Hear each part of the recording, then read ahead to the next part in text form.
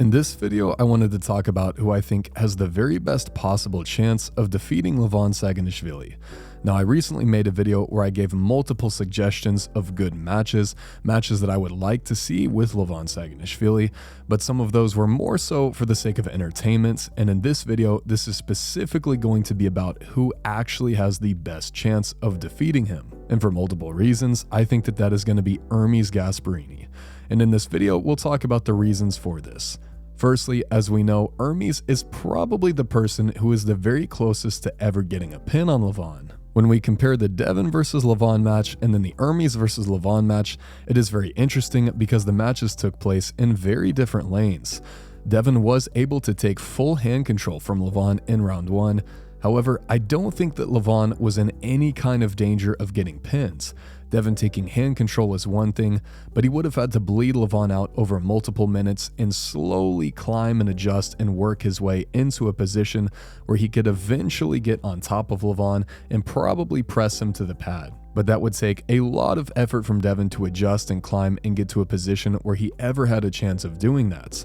Hermes, on the other hand, seemed to have a lane to pin Levan pretty much immediately. Levan was actually the one that got full hand control in that match, but even with Levan having full hand control and Hermes being underneath, it still seemed like he was a threat to pinning Levan from that disadvantageous position. But as we know, Hermes did end up losing this match. So has anything actually changed from that point to now? And I think the answer is yes.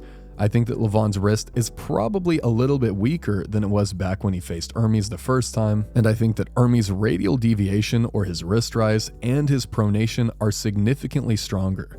Now, I don't think that it's going to be enough to where Hermes can actually crack the wrist back of Levan, or he can actually control the height in that match, but what it is going to do is it's going to make Levan have to prioritize hand control a little bit more than he did the first time. As we saw in that match, Hermes could not just flop press off the go, but he had to go outside first and get this really awkward looking stop and then transition to a flop press. If Hermes' hand control is a little bit stronger and Levan's hand control is a little bit weaker, Hermes can probably get a slightly better stop or a stop that is a little bit closer to the center table, even if he does lose his wrist by hitting outside first, and then he can transition to that flop press move where he is slowly working back and forth through Levan's bicep and eventually get all the way to his side of the table and get the pin from that position. Now, would Hermes be the favorite going into this match?